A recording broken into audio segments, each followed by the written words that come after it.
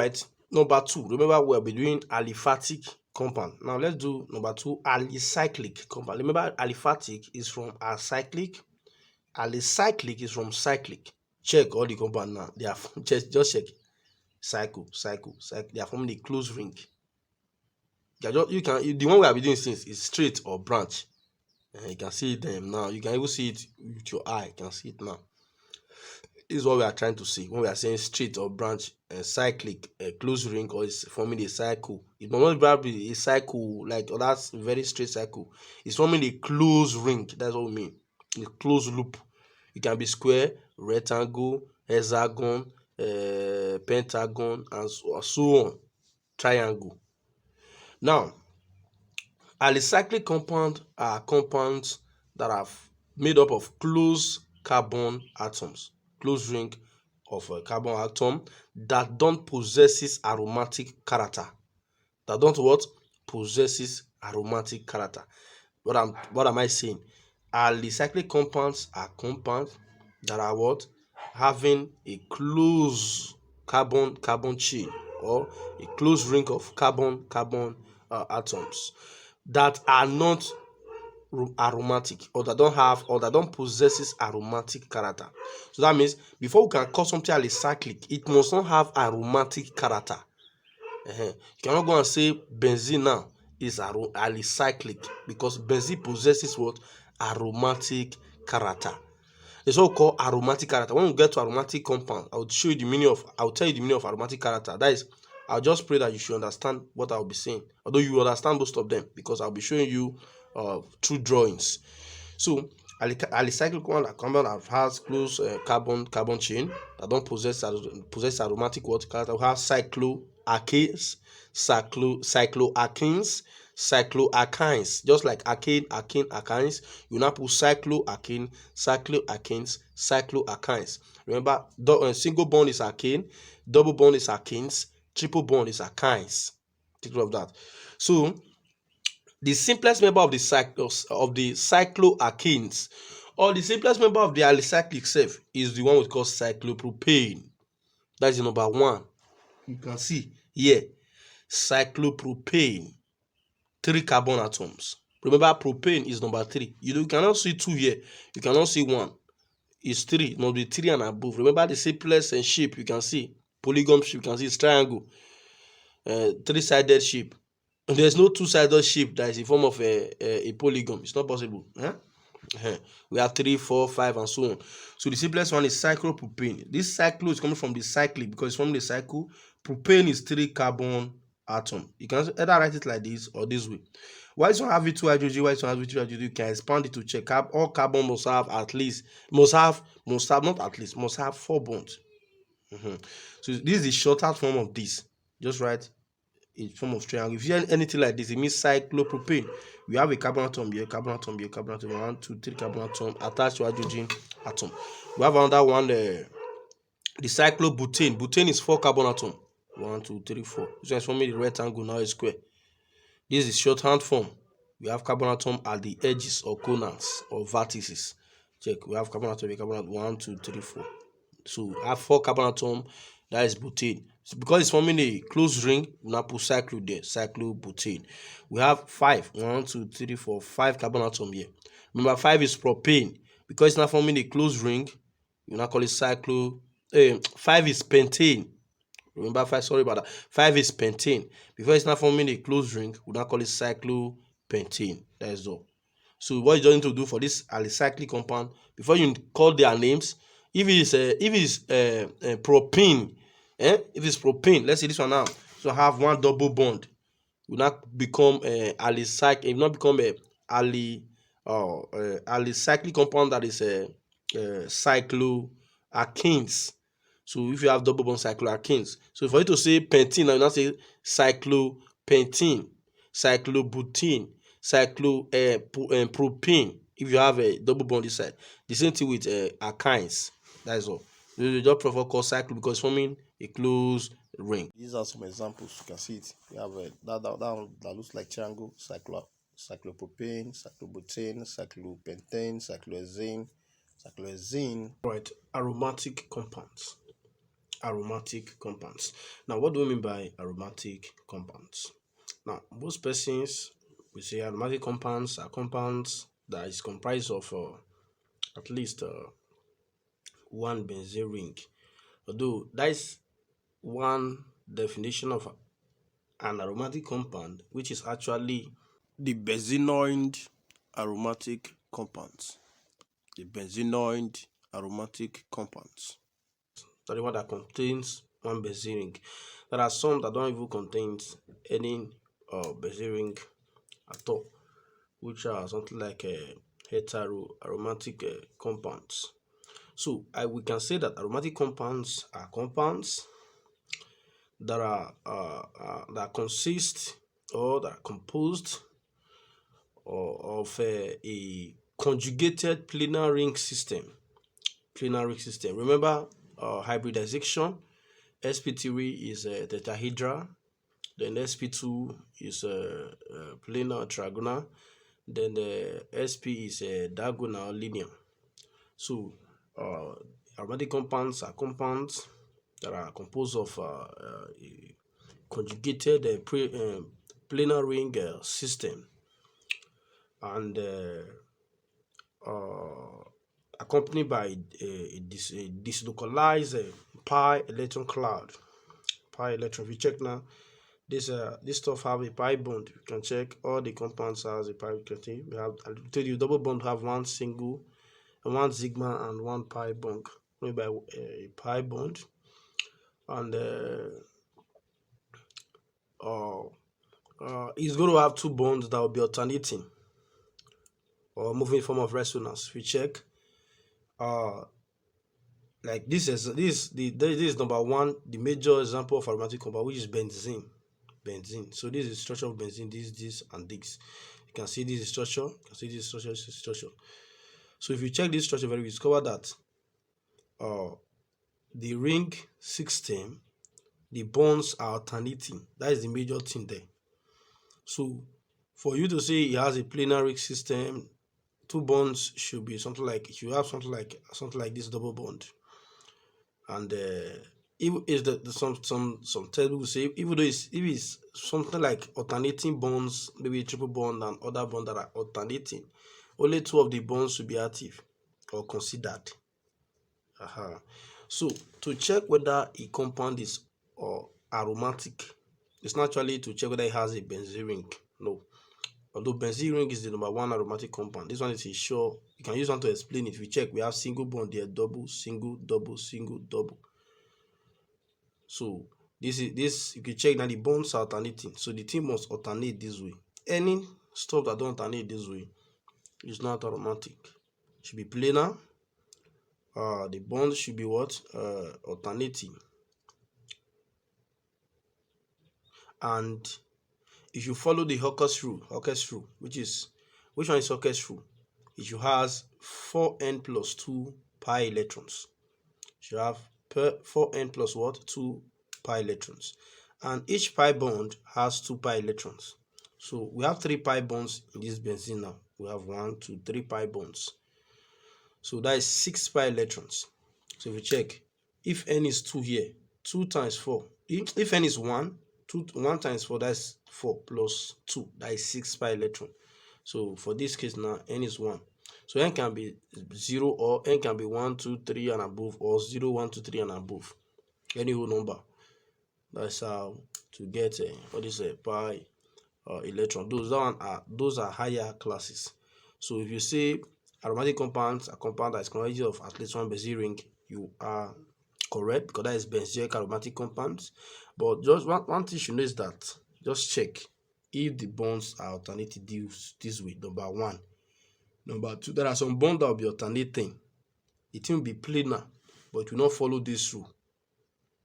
So if it is maybe alternating, it must be cyclic. That's the first thing. The thing must be a cyclic compound. If it's not cyclic, it's not aromatic. And it should have a conjugated ring, planar ring system. So if you have a conjugated planar ring system, that does not show that it must be aromatic. It can be. We also have what we call anti-aromatic. It looks like aromatic, but it's not. Aromatic are very stable. while anti-aromatic are something like stable. So those are higher classes that I may not be explaining here.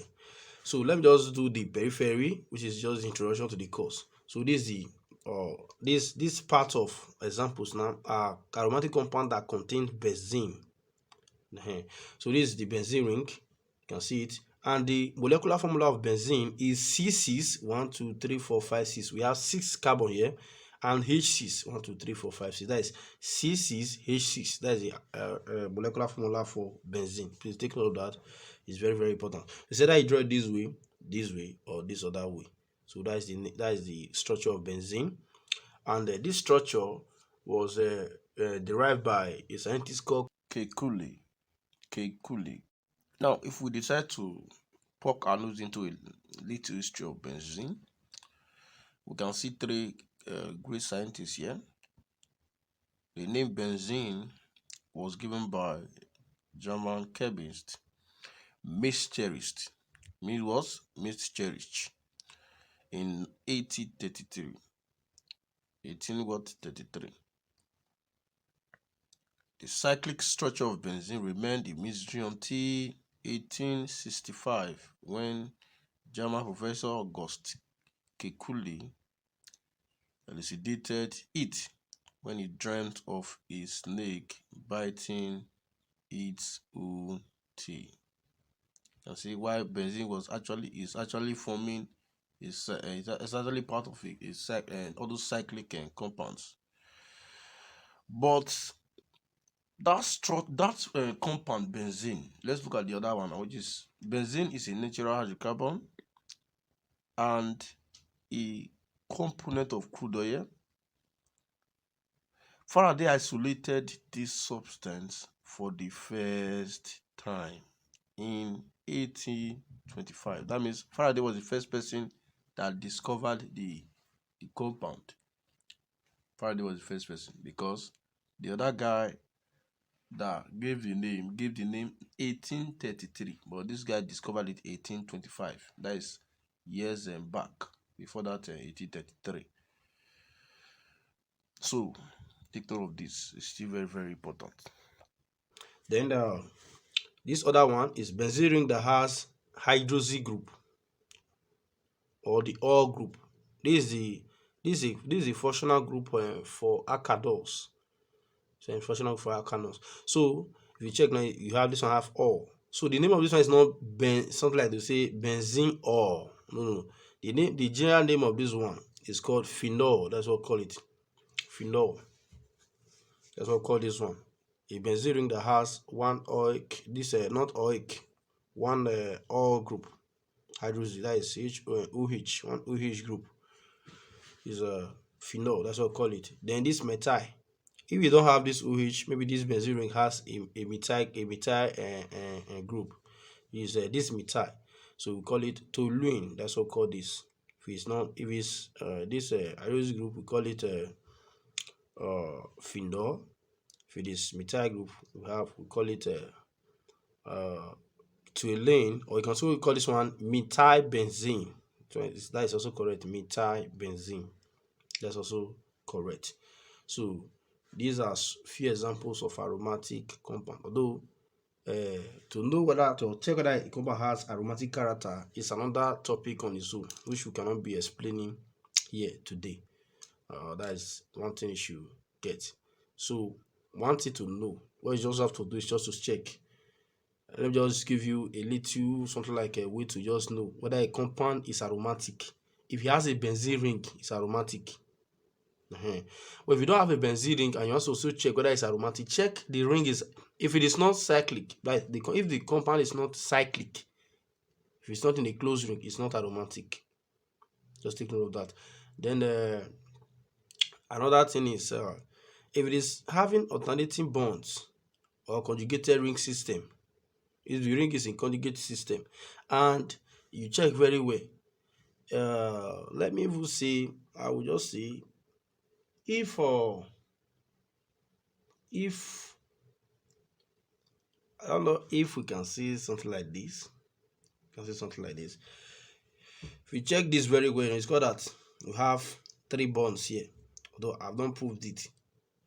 If it's one bond, if it's two, or let's say two double bond, okay, that won't work. What you have to do, if you have two, maybe 1 2 3, you have three double bond here.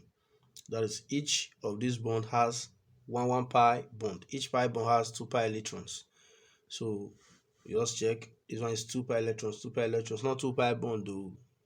2 pi electrons, 2 pi electrons, 2 pi electrons, that is 6 pi. I've already told you that means n will be 1. If n is 2 now, we're going to have 2 times 4 plus this, that is 10. So it should be like 6, 10, and so on. If the plenary system is not like that, it's not aromatic. And that is the last test you give to the Brink system to check whether it's aromatic or not. But if it's within all those 6, maybe if it's 0 0, if it's 0, can we say 0? That if it's 0, there's no pi bond at all. But if it's 0, we have two. If n is 0, we have 2 pi electrons. That means we have one double bond as well. If that double bond is here alternating, we can also say, okay, no problem. That's how the thing is. So just know first, as a beginner, benzene, that is the number 1 aromatic compound. You check how the compound looks like. So these are still examples of aromatic compounds. You can see them. All right, these are some examples of aromatic compounds, and you can see them. Almost everything here has a benzene ring. You can see benzenoid aromatic compound. You can see the one containing benzene ring. These are examples of this aromatic compound. You can see styrene, benzene nitride, benzoic acid, toluene, phenol, aniline, to phenol, and so on. So before you know it, when we get to others, then I'll also show you some that may look like aromatic compounds, which are something like maybe heterocyclic, they are aromatic in nature. So what is the meaning of heterocyclic compound? Let's check that. Aromatic compound, okay, we are done with aromatic. God forbid aromatic. Now, well, we are in heterocyclic compound. Heterocyclic compound.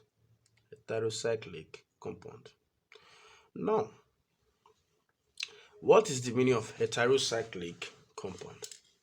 What is the meaning of heterocyclic compound? Now, heterocyclic compounds are heterocyclic compounds of heterocyclic compound. They are compound that has a closed chain. Check all the 3 examples that are here, maybe 5 examples that are present here. They are in all closed chain carbon atom. Each, I told you before, each of the vertices or corner or sharp edges that you don't see, if you don't see anything in the sharp at the sharp edge, means there's a carbon atom there. And like you have carbon atom, but this one is sulfur.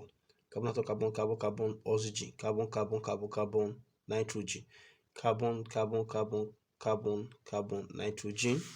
Then we have carbon, oxygen, nitrogen. Any corner you don't see any carbon compound, it means there's a carbon atom there. That's what I'm trying to say.